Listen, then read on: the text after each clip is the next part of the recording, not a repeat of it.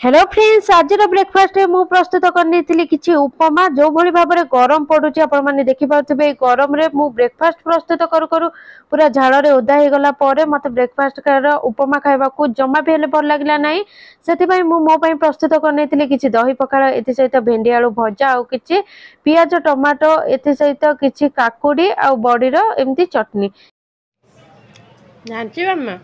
मु तो पखाड़ खाइया को आंतली तू कौन सब दांक आंब धरिक बसी गलुनी तते आंब भल लागुची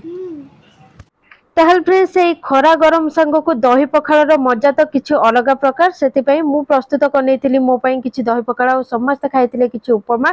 ताहल फ्रेंड्स जो भली भाव में गरम पड़ता मु गरम तो जमा भी हेले सही पारे ताहल फ्रेंड्स ये पखाड़ को मत बहुत पसंद से मत सब बेले पखाड़ खाया भल लगे किंतु आज लंच रेसिपी मु प्रस्तुत करनी किसी भात सहित